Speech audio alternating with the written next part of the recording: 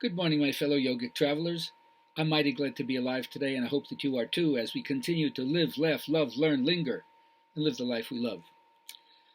The affirmation masters have taught me to accept the law of attraction, which says that which is like unto itself is drawn. And therefore, if you're a vibrational match to what you want, you will attract that into your life. The law of attraction is going to sort it all out. Just be clear. To be a match for what you want, instead of what many people do, they're a match for what they don't want. So let the well-being that is natural to you in, and do not let anybody be an excuse for you to disconnect from the source of your own existence. Then you will have a joy and a life force flowing through you that is a pure positive energy. Now, my motivation teachers remind me that I need to reflect on my past and anticipate the future, which means learn from my mistakes or what I did do well and then repeat and have a vision for myself, because all of my life experiences blend together to make me a unique individual with a unique brand of cultural diversity.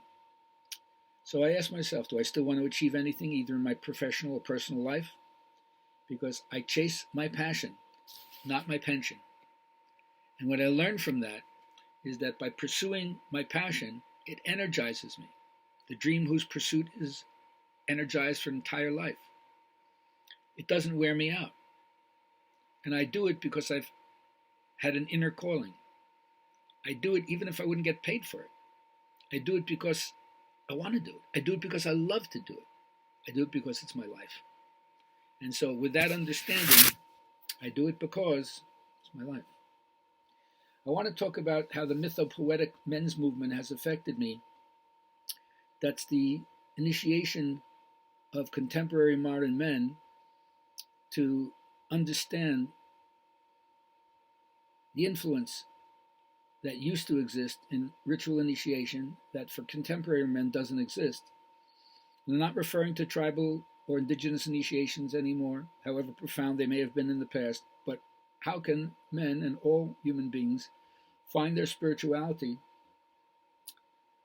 and look at their own narcissistic grandiosity and how it hasn't helped us, and take the feminine critique about what patriarchy is all about. But there's more opportunity right now for collaboration between different kinds of thinkers. The best of all artistic endeavors are available, the best of science bringing logic and order to the world is available, but not just a loose connection, a systematic synthesis and integration. To accept the both proximity of the sacred and the proximity of, you can use the word evil if you don't project it onto a literal devil set apart from God. As Jesus says, a house divided against itself can't stand, and there's no power outside of the only power that exists. But the proximity of sacredness has to do with how do you look at your daily life? How do you witness the moral bankruptcy that most people have, and how do you find the revivification of the beauty and the miraculousness, the extraordinary and the extraordinary? That's the voice of the religious whispering inside yourself. But it isn't just about the positive. It's also recognizing that we have some dark energies, shadow energies, that most of the time we're not conscious of, and so it drives us and makes us act in ways that are certainly not worthy of imitation or the best that a human being is capable of. And yet Carl Jung said the way you become enlightened is by making the darkness conscious, not by just meditating on beings of light. So it's as if there's a mysterious reality that is available to us by degrees of accessibility, and it can teach us to see the sacred in our daily life. It's closer than we think. And part of it has to do with the disappearance of meaningful rituals in our life. Spiritual indicates that we ritualize everything in our daily life.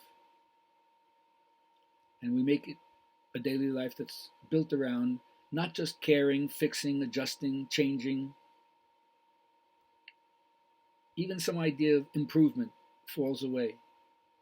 And instead what's left is what I would call tranquil pondering or meditation. So remember, most people would go to a psychologist rather than their clergy when they're having trouble. And yoga includes not only religion and psychology, but also medicine.